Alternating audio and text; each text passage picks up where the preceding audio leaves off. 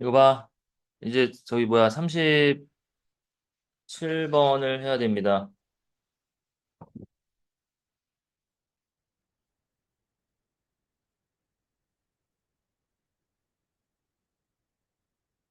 자, 37번.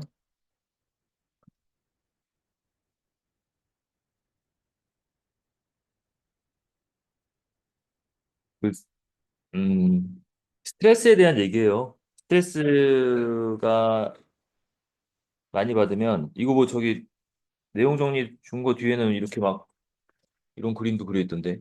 예. 해마에 영향을 끼친다는 얘기여서 뭐 그냥 그런 얘기입니다. 자, 보시면 스트레스는 어떻대? 나돈니 버들수 체크하시고 이거 간단한 얘기지 뭐. 그리고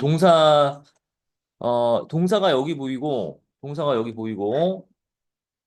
그리고 목적어 두 개가 연결된 거야. 그러니까 스트레스는 영향을 끼치는데, physical disease 하니까 신체적인 질병뿐만 아니라, very, the very structure of our brain. 우리 뇌의 바로 뇌의 구조에도 영향을 끼친다는 얘기죠. 예, 베리는 그냥 강조입니다. 강조. 그래서 바로 뇌의 구조에 영향을 끼치는데, 그런데 making us even more likely to experience a drained. drained 하면은 그냥 지친이에요. 지친, 피로한 이런 뜻이에요. 그래서 밑에 exhausted랑 drained를 그냥 써놨어요. 그러면 뭐하게 하면서 그렇게 뇌의 구조에도 영향을 끼치느냐? 우리를 좀 더 경험하게 하는 거죠. 좀 더 경험하는 것을 더 가능케 하는 거. 그럴 가능성을 높이는 거지. 뭐를 경험하냐면 지친 뇌, 지친 뇌를 경험하는 것을 훨씬 더 가능하게 만들어준다 이런 얘기지. 그러니까 likely는 여기서 형용사여서 그냥 이게 단순 오형식이에요. 보면은 우리를 만드는데 우리가 likely하게 만든다라고 하는데 이제 likely는 이제 to라고 해서 뒤에 동사까지 동반을 하잖아. 그러니까 우리가 더 가능성이 높도록 만들어주는데 어떤 가능성이냐? 경험한다. 지친 뇌를. 이렇게 가시면 되죠. 그게 이제 주제예요. 그래서, 그러면 이제 주제라고 간단히 정리를 해보면 뭐야? 스트레스가 몸의 질병뿐만 아니라, 뇌의 어떤 건강, 혹은 뭐 뇌의 피로, 이런 것까지 가져온다라고 하는 게 끝입니다. 자, number of가 뭐니? many예요, many. 그래서 many studies have, 근데 요거는 좀 볼만하네. 왜냐면, 현재 완료의 수동형이에요. 그래서, 많은 스터디들이 만들어져 왔다라는 얘기지. 만들어져 왔는데 to reveal what happens in 그러니까 드러내기 위해서 만들어진 겁니다. 드러내기 위해서. 이건 뭐 간단하게 여기 부사적 용법이니까 그냥 요거 하나 써놓을까요? 그래서 드러내기 위해서 연구가 행해져 왔는데 뭐를 드러내냐? What happens in healthy people's brain. 그러니까 어떤 일이 벌어지는지를 드러내는 건데 건강한 사람들의 뇌에서. 그치? 뭐 했을 때? 그들이 고수를 하면은 기본적으로 겪다의 뜻입니다, 여러분. 겪다. 경험하다, 겪다인데, 무언가를 경험하는데, stressful. 이 something이라는 건 뒤에서 이렇게 꾸며주잖아요. 그건 당연한 얘기지, 뭐. 스트레스를 받는 무언가를 사람들이 겪었을 때, 건강한 사람의 뇌에서 어떤 일이 벌어지는지 드러내기 위해서 행해졌다라는 얘기입니다. 자, one study demonstrated. 한 연구가 입증한 바가 있죠. 연관성을. 뭐와 뭐에? 더 작은 히포캠퍼스하고요. 예, 그리고 사람들인데 어떤 사람들? 그 사람들이 long lasting, 오래 지속되게 스트레스를 경험해왔던. 자, 이게, 내용상으로 좀, 잠깐만, 내용상으로 볼만한 애들 있죠? 이거 잘못 색칠했네. 네. 뭐 적극사야 뭐 저렇게 놔둔다 하더라도 이게 잘 봐야 되는 게 뭐야? 더 작은 해마와 사람인데 어떤 사람? Who had experience 이거 여기 의미상으로는 체크가 되네. 그지? 그러니까 해마가 작다라는 것은 문제가 있다라는 거예요. 해마가 이제 뒤에 어떤 기능을 하는지 나오긴 하는데 그런 해마가 작은 해마가 뭐 그 해마가 중요한 게 아니라 그 해마의 역할이 중요하긴 한데 걔네들의 크기가 작다라는 거야. 누구 어떤 사람에게 있어서 스트레스를 많이 경험했던 사람들에게 있어서 지속 기간 동안 오래 지속되는 스트레스를 겪었다고 하잖아. 그지? 그러니까 오래 스트레스를 겪은 사람은 뭐와 관련이 있다더라. 더 작은 해마 크기에 있어서 더 자금, 이런 것과 연관성이 있다라는 게 밝혀졌죠. 그러면 이제 해마의 기능을 분명 얘기해 줄 거야. 작아졌다고 하니까 그게 어떤 의미가 있는지를 모르잖아요, 지금까지는. 그러면 why does this matter? 이런 것이 왜 중요할까요? 왜 중요할까요? This part of brain help you. 그러니까 여기서도 얘가 누굴 가리키는 거야? 지칭 추론. This part 누굽니까? 뭐 해마겠죠, 해마. 예, 뇌의 이 부분이 도움을 주는데 우리가 뭐 하도록 남아 있는데 회복력이 있는 상태로. 그쵸? 그러니까 우리가 스트레스를 마주했을 때 만났을 때잖아요. 네, 만났을 때 이거 아예 체크해 놓고 합시다. 접속사고 2번. 우리가 스트레스를 마주했을 때 우리가가 아니고 이제 너죠. 너가 스트레스를 마주했을 때 그 회복이 좀 되도록 회복이 된 상태로 유지하도록 남아 있도록 도움을 주는 부분이야. 그리고 분위기, 기분, 여기서는 아예 그냥 기분이라고 나와 있겠죠? 예. 이걸 하나 써놓을게요. 기분 조절입니다. 이 기분, 레귤레이션의 조절이니까. 조절 통제 이런 얘기잖아. 그지? 자, 해마의 기능이 나왔어. 해마의 기능이 뭐다? 첫 번째, 스트레스를 마주했을 때 좀 회복이 되도록, 회복력을 유지하도록 우리한테 도움을 주고, 그 다음에 또 하나, 어떤 감정, 분위기에 대한 조절 능력, 통제 능력이 있다라고 했지. 자, 그것은 또한 당신이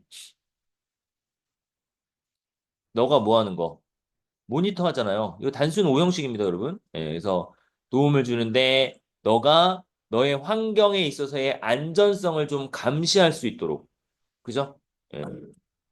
내가 있는 주변에 이 환경이 진짜 안전한 건가, 위험한 건가, 이런 것들을 계속 주시하고 감시하도록 도움을 주고 또 하나, store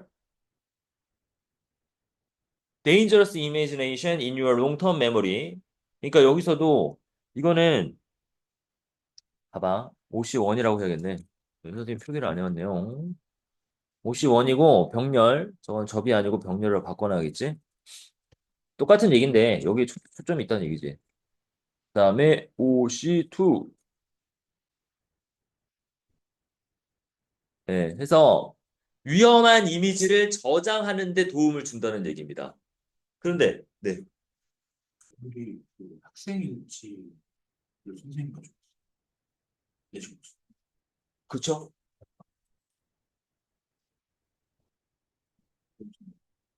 2시에 오신다 그러는 것 같은데. 좀 일찍 오셔도 되면 아,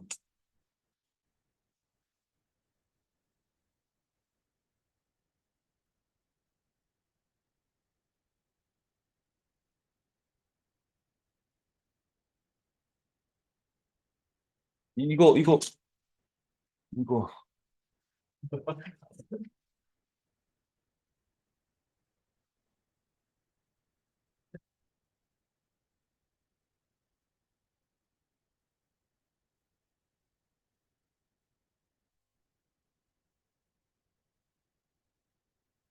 그랬어. 왜?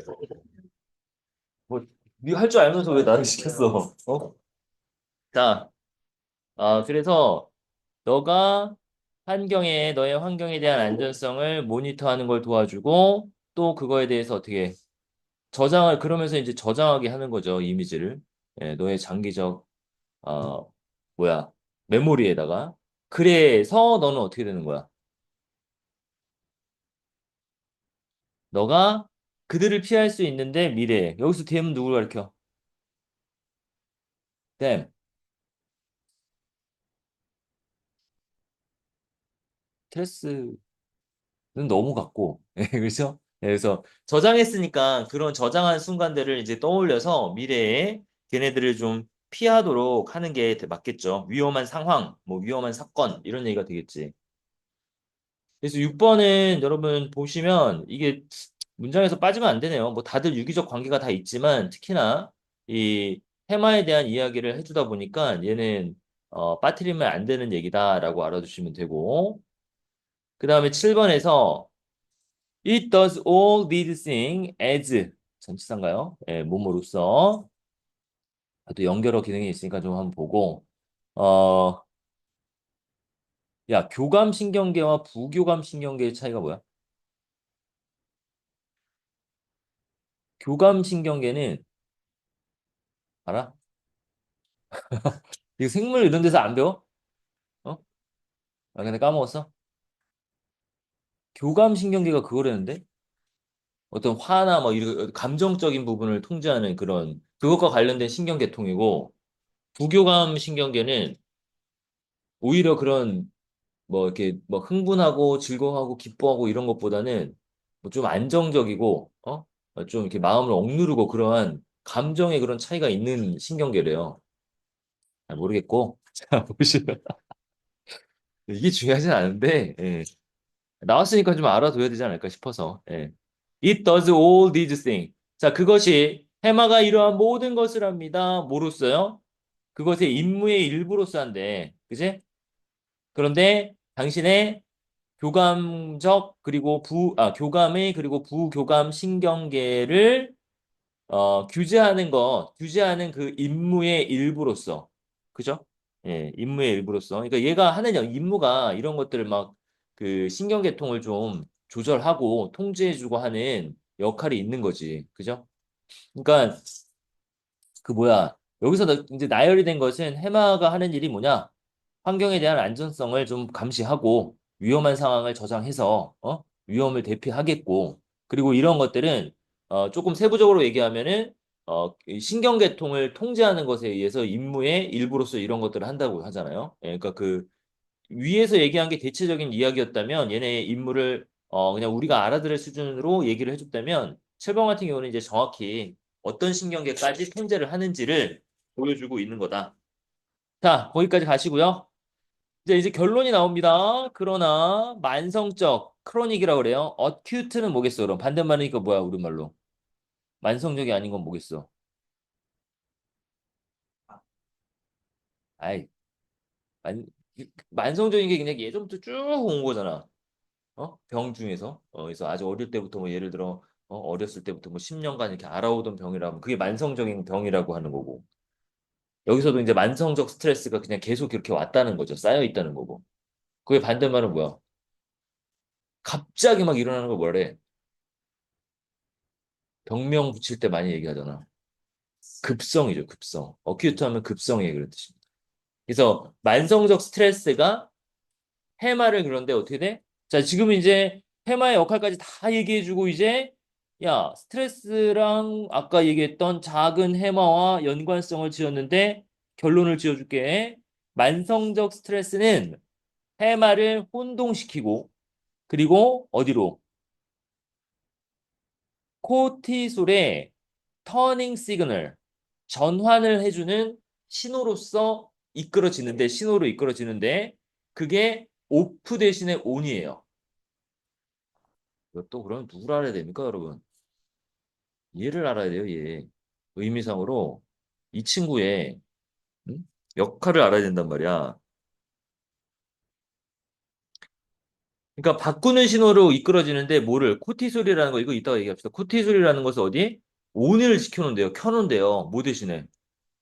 오프 시켜놓는, 꺼놓는 대신에 코티솔을 켜놓는 전환 신호로 이끌어진대잖아. 만성적 피로가. 근데 그것이 바로 뭐냐면, trap you, 너를 가둬놓는데, 어디? 지속적인, constant 상태인데, 싸우고, fight and flight죠.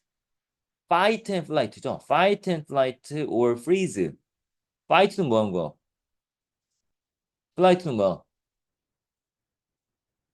오, 날아가는 거 아니에요. 달아나는 거고요. 그리고 freeze는 뭐야, 그럼? 저 친구 어휘 워킹 딕셔너리인데? 예, 자 보시면 예, 그래서 봐봐 이게 어떤 상태인데 이게 우리가 이거 영어에서도 많이 다뤄줍니다. 이게 생존 전략 중에 하나야. 상대가 막 다가와. 내가 이길 것 같아. 그럼 어떻게 해? 이길 것 같은데? 이길 것 같아서 도망가고 질 것 같아서 도망가고 그냥 계속 나는 도망자야? 아 그래요? 현명한 전략이네요. 예, 그래서 내가 이길 것 같으면 싸우고 질 것 같으면 도망가고 뭐 정말 옴짝달싹하지 못한 상태가 이제 도망가지도 달아나지도 싸우지도 못하는 상황을 얘기하는 것 같은데 얘네가 바로 그러면 어떤 상황이겠어? 우리가 릴렉스하고 그냥 마음을 편안하게 놓고 정신을 가다듬고 한숨 돌리고 이런 상황이 아니잖아. 그지? 요런 상황 자체가. 이제 이거 항상 뭐야? 계속 긴장돼 있는 상태래요. 어? 그래서 결론을 얘기하면 만성적 스트레스는 해마를 혼동시켜서 해마가 역할이 뭐였어, 아까? 그렇게 뭐 교감신경, 부교감신경을 통제하는 것에 의해서 우리가 뭐 상황을 좀 판단해가지고 위험한 상황을 머릿속에 집어넣고 다음번에 피하게 하고 이렇게 좀 체계적으로 어, 뭐 그런 우리의 뭐 안전 이런 것들을 위해서 얘네가 좀 활약을 하는데 문제는 이제 만성적 스트레스를 받게 되면 기능을 제대로 못해서 항상 뭐야 긴장 상태로 놓게 된다는 거예요. 이제 그게 문제라는 거지. 사람이 항상 긴장하면 어떻게 되는데 삶의 질이 떨어지지 않을까? 이거 한번 볼게요. 이거 한번 보고 넘어갑시다. 예, 예, 예. 코티솔을 알기 위해서. 이거 여러분들 거 저기 교재에 다 있는 거잖아. 그게 여기 나오네. 아, 여기 이렇게 좀 이렇게 의역을 좀 해놨네. 그 호르몬, 스트레스 호르몬을 조절하는 역할을 한다는데, 코티솔이라고 하지 않을까요? 영어에서 르 발음을 안 하는데. 자, 어쨌든, 이런 코티솔을 분비하는 데 관여를 한다는데, 코티솔은 스트레스 상황에서 나오는 비상 호르몬이다. 상황이 안정되면 꺼도 돼라고 이제 해마가 오프를 시켜주고, 근데 만성 스트레스가 지속이 되면 해마가 계속 해마가 약해져가지고 오프할 신호를 잘 못 보낸대요. 그래서 항상 그러면 코티솔이 분비되는 상황이고 그러면 우리는 항상 경계하고 항상 비상 상태에 빠지게 되는 거지. 피로해지겠네. 피로해지겠고 더 기능은 이 해마의 기능은 안 그 제 기능을 발휘하지 못하겠지 뭐. 그래서 어 간단하게 얘기하면 지속적 그 스트레스가 우리를 계속 긴장 상태에 놔서 올바로 주변에 이제 상황 판단을 못하고 긴장하지 않을 때도 긴장하고 안 해야 할 때도 그지? 어, 긴장할 때는 뭐 더 긴장하겠죠. 그래서 좀 올바른 판단을 하지 못하는 상황이 나오게 된다는 거죠. 네. 그리고 이제 아까도 얘기했지만 뭐 회복력이라는 말도 해주죠. 여기 잘 정리가 되어 있네. 회복력도 관여하는 부분이기 때문에 우리가 이제 스트레스를 직면했을 때 뭐 스트레스를 받긴 하더라도 그게 이제 일부 지나가면은 회복이 돼서 평상시의 상태로 오게 되잖아. 근데 그런 역할도 담당하고 있는데 계속적인 스트레스는 그런 회복력을 유지하는데도 좀 어려움이 있겠죠, 당연히. 예, 그래서 그런 것들을 통해서 지속적 스트레스가 끼치는 문제점에 대해서 얘기를 해줬는데 특히 해마라는 우리 뇌의 일부의 기관을 들어서 얘네가 어떻게 작동해야 되는데 뭐를 못하게 되는지 뭐 그것까지 결론을 내주고 있네요. 내용상으로는 많이 어렵지 않은데 이 코티솔이라는 얘를 잘 찾아보시고 여기서 왜냐면 이제 몰라도 되는데 문제를 풀기 위해선 내신 준비니까 한번 확인을 해 보시기 바랍니다. 다음 40번입니다.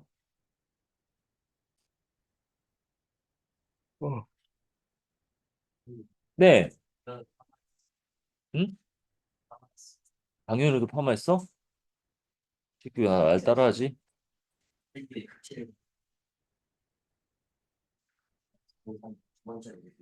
현우가 되게 착하지 않아? 아니야?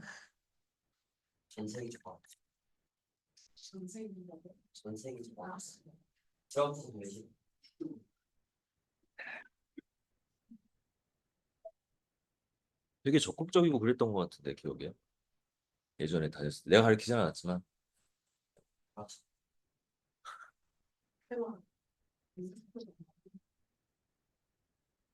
아, 40번 갑니다. 마지막 문제입니다. 요약문.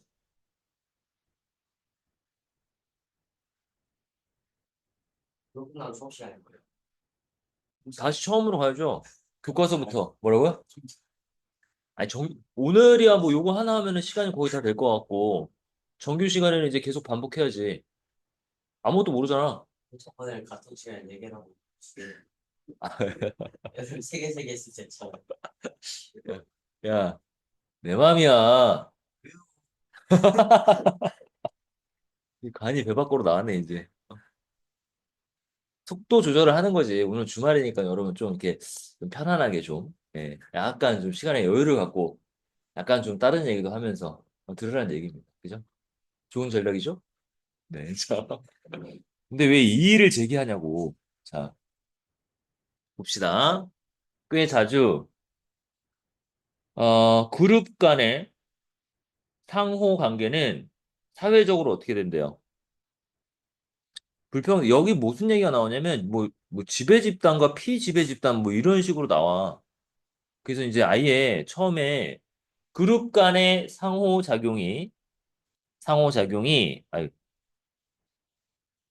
그치. 상호작용이 사회적으로 이제 불평등하다는 얘기를 해줬고요. 그리고 이것은 반영이 되는데 사실에서 어떤 사실이냐? 많은 경우에 있어서 단어와 구조를 빌려오는 것이 대부분 전체적으로 한 방향으로 간대요. 한 방향. 원 디렉션이라고 하고 있고요. 조금 추상적이야, 내용이. 읽다 보면 근데 알게 돼. 그 방향이 어디냐면 사회에서 이 사회 간에 집단 간에 그런 말입니다. 집단 간에 이제 뭐 서로 이제 뭐 상호작용을 하겠죠. 예, 그랬을 때 이 집단에서 여기서 쓰는 단어와 어떤 구조 같은 거, 말하는 구조 같은 것들을 빌려왔단 말이야. 그치? 근데 그런 빌리는 방식이 어떤 한 가지 방식으로 되는데 그 방식이 뭐냐면 바로 더 강력하고 프리스티지어스 권력을 가진 뭐 명망 있는 위신 있는 이런 뜻인데요. 권력을 가진이라고 아예 나와 있어. 권력을 가진 그룹으로부터 어디로 덜 혜택을 받은 그룹으로 그 방향성으로 가는 거래요. 구조나 단어를 빌려왔단 말이야. 근데 그러한 방향이 어디를 가냐면 힘이 센 애들이 어느 쪽으로 덜 혜택을 받은 그러니까 여기서 말하는 이제 뭐 구조상으로 이제 힘도 없고 좀 권력을 가지지 못한 그룹으로부터의 방향으로 간다는데 그게 무슨 말이냐면 밑에 나와요, 여러분. 그러니까 대체적으로 권력을 가진 집단의 그 언어가 우세해진다는 얘기인데 한번 봐봐. 사례를 들어주는데요. 랭귀지는 언어는 사회적으로 종속된 그룹의 언어 아니, 종속된 그룹의 언어가 대체로는 이제 초기에 서로의 접촉에서부터 그런데 아예 접촉했던 그 초기의 단계에서부터 그런데 그러니까 여기는 사실 삽입구예요, 삽입구. 여기까지가. 전명구라고 보죠. 그냥 가운데 끼어 들어가 있는. 예. 아, 그 사회적으로 종속된 그룹의 언어는 제공하는데 용어를 뭐에 대한 거야? 물건과 아예 적어놨어. 관습에 대한 용어인데 그 물건과 관습이 뭐냐면 speakers, 화자, 좀 더 강력한 그룹의 화자들이 이전에는 친숙하지 않았던 물건이나 관습의 용어를 제공한다는 얘기입니다. 사회적으로 얘가 좀 종속이 돼 있어. 그런 이 종속돼 있는 얘네들이 쓰는 언어 중에 이제 일부 단어, 이런 것들이 누구한테로 간다는 얘기예요. 지배적인 애들한테로 우선은 간다는 얘기입니다. 그 용어가. 그죠? 근데 왜냐면 이제 뭐 더 강력한 그 그룹들이 이전에 친숙하지 않았던 그런 뭐 물건이나 관습을 나타내는 용어가 있었나 봐. 종속적인 집단에. 그런 종속적 집단의 용어가 어디로? 강력한 집단에 이전에 친숙하지 않았던 그런 강력한 집단의 스피커가 이전에 친숙하지 않았던 그런 관습과 물건에 대해서 용어를 제공하는데 중요한 것은 그러한 방향성의 접촉의 효과는 이러한 거 이상으로 더 발전이 안 된대요. 그러니까 뭐 예를 들어 종속적인 집단의 언어가 이 두 집단이 있어. 근데 얘네의 언어가 조금 더 뭐 예를 들어 좀 디테일하다? 조금 더 뭐 물건이나 사물이나 상황을 표현하는 데 있어서 세련된 용어가 있어. 근데 그런 용어가 어디로 가? 지배 집단으로 가는 거예요. 지배 그룹으로 가는데 그 간 거에 있어서 뭐더 얘가 이 피지배 집단이나 뭐 혹은 여기 종속적인 집단의 언어가 이 지배적인 집단의 언어로 가서 주된 활약을 한다던가 아니면 얘네의 언어가 이 지배적인 집단의 뭐 언어 구조를 바꾼다던가 굉장한 영향력을 끼칠 것 같지만 단지 단어 정도를 이쪽에 전달해주고 그 이상으로는 못 간다는 얘기예요. 결국엔 어떻게 되겠어? 이런 종속적인 집단의 언어는 결국엔 어떻게 돼, 그럼? 소멸하는 거, 소멸. 그것도 이제 그러니까 사회적 역학 관계가 이 언어에도 존재한다는 얘기예요. 그지?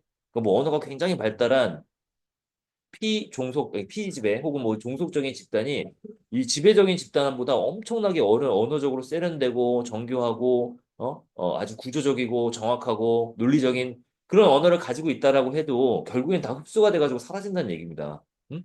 그래서 아까 무슨 얘기를 한 거야? 이 그룹 간의 상호작용도 사회적으로 불평등적으로 이루어진다는 게 그런 말이죠. 어차피 강력한 집단의 언어가 더 우세해지고, 뭐, 뭐야, 종속적인 집단의 언어가 굉장히 우세했을지라도 결국에는 지배적인 집단의 언어로 흡수되고 없어진다. 이런 얘기를 하는 겁니다. 예. 자, 조금 그래서 내용이 약간 추상적이긴 해. 약간 추상적이긴 한데, 자, 그러나 그래서 이러한 방향에서의 접촉의 효과가 더 이상 진전은 없고, 그러면 뭐 일부의 경우에서 드라그요. 예. 뭐이 D라고 하는 언어인데 시드니죠. 시실리가 아니라. 예. 오스트레일리아에 시드니에 언어가 있었는데 걔네들은 이 여기가 주어군요, 여러분. 여기가 주어고 앞에는 다 뭐야? 위드랑 걸리는 건데, 자, 얘네 오스트레일리아 시드니에 D라는 언어가 있었는데, 걔네는 뭐였는데, source of some of earliest, 그러니까, 어, 토착 오스트레일리아 언어로부터 초기 차용의 근원이 이루어졌다는데 어디로? 그러니까 이게 쉽게 얘기하면은 영어로 이 중에 언어들의 일부가 빌려졌다는 거예요. 영어로. 인투를 하나 체크해 놓을게요. 내용상으로. into English. 영어로 갔다는 얘기입니다. 그죠? 사용 출처인 수도 같은 거. 말이 좀 어렵다. 차용 출처라고 써놨는데. 그러니까 이게 의미상으로는 얘네들의 언어인데, 이, 여기 from이 나와 있네. 여기 체크. from에서 to 체크. 토착의 언어에서 어디로 간 거야? 영어로 간 거예요. 그러니까 토착의 언어에서 영어로 초기부터 빌려줬던 그런 원천이 되는 언어였다는 얘기지. 중요한 건 뭐야? 토착의 언어에서 영어로 간 거야. 예, 토착 언어. 그 토착 언어가 이제 D일 테고, 그 D라는 언어가 바로 시드니에 있었던 언어인데, 이 이른 시기부터 일부에 빌려주었다는 거예요. 이른 시기에 빌려줌이 있었다는 거죠. 언어의 소스로서. 그게 어디야? 원주민의 언어에서 영어로. 자, 그런데 그런 경우에서 이 언어 시스템의 운명은 어떻게 됐냐? 익스팅크션이 뭐야? 멸종이잖아요, 멸종. 그지? 그래서 이러한 원주민의 언어를 일부 빌려줬었는데, 초기에 그 언어의 운명은 뭐였다? 멸종이었다. 뭐 이후에? 그것을 말하는 사람들의 대부분의 소멸 이후에. 화자들도 없어졌겠죠. 그것을 말하는 사람들이 왜 없어졌겠냐? 그 사람들이 죽었냐? 죽었겠는데, 그럼 그 자손들이 그런 말을 썼다는 거야, 안 썼다는 거야? 후손들이 안 썼다는 거죠. 당연히. 그 지배적인 영어에 그냥 동화돼서 그 영어를 쓰게 되면서 기존에 있었던 D라는 시드니 언어를 이제 이어가지 못하는 거지. 그 여기 나와 있네. 남아있는 사람들은 어디로 이동했어요? 어디로? 다양한 여러 가지 변종들이라고 나오죠. 버라이어티가 이제 품종이라는 뜻이 있어가지고 영어의 다른 변종들로 다 이동을 한 겁니다. 그게 바로 뭐냐? 그들을 억압했던 사람들의 언어라는 거죠. 영어. 그지? 예. 그래서, 자, 조금 어렵고 추상적인 얘기를 한 것 같지만, 결과적으로는 집단을 우선은 두 가지로 나눠야 돼. 이 이야기가 적용되기 위해서는 주된 지배 집단이 있고, 거기에 종속된 집단이 있다. 그런데 초기 둘이 만날 때는 어떻게 된대? 종속적 집단에서 주된 집단으로 언어를 빌려주기도 해. 왜? 그 전에 이런 말을 하긴 하거든요, 여기서. 이전에는 친숙하지 않았던 그런 지배적 그룹의 화자들, 걔네들한테 관습이나 물건 같은 것들을 나타내는 용어를 빌려주죠. 괜찮다, 이 용어. 이런 말을 가리키기도 했었네? 뭐 이런 식으로. 근데 결국에서는, 뭐야, 종속적인 집단의 언어는 거기서 끝나는 거예요. 그지? 그 계속 여기 영어 안에서 살아남아 있다던가, 걔네의 요소가 좀 지배적이 된다던가, 언어상으로. 그런 일은 나타나지 않는다는 거죠. 왜냐면 이제 결정적으로 그것을 전달해주는, 원래 원주민의 언어를 썼던 사람들도 결국에는 자신들을 억압했던, 억눌렀던 그런 지배적 사람들의 언어로 갈아탄다는 얘기지. 그지? 그 정도로 얘기하면 될 것 같아. 그래서 요약문을 한번 보세요. Language borrowing from, dominant to. 이것도 from to를 좀 잘 봐봐. 어디서부터 어디까지 가는지를 계속 지금 얘기해주고 있거든. 그러니까 지배적인 집단에서 종속적 집단으로의 빌, 종속적 집단으로 빌려준 언어가 결국에는 어떻게 됩니까? Reflect social inequality. 사회적인 불평등을 보여주고 있다는 얘기죠. 반영하고. 그 불평등 속에서는 뭐 어떻게 되는 거야? 이 후자의 언어 시스템이 종종 사라집니다. 후자라는 건 얘예요. 그 종속적인 애들. 걔네들의 베니시가 사라지잖아. 모일지라도 그들이 일부 용어를 제공했을지라도 종속적인 애들이 아까 똑같은 얘기 계속하는 거야. 종속적인 애들의 언어가 지배적인 집단의 언어에 뭔가 단어도 빌려주고 그런 언어들을 같이 쓸 수 있도록 막 제공도 하고 그랬다 할지라도 사라지는 겁니다. 예. 그쵸? 왜? 그게 어디에 의해서 볼 수 있듯이 오스트레일리아의 아까 그 시드니에 있었던 D라는 부족의 예시에서 잘 나타나 있듯이 일부 용어를 빌려준다 할지라도 결국에 그 토착민의 언어는 사라지게 되는 것이다. 그렇기 때문에 지배와 피지배 사이에서도 피지배 사이에서와 마찬가지로 언어도 지배를 당하네요. 예, 그 얘기를 하는 겁니다.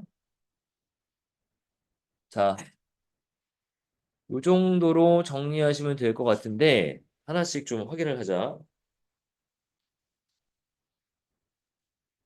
교과서 3번. 이거 저번에 내가 한번 정리를 해주려고 그랬는데 지금 우리가 주말에 선생님이 잠깐 나간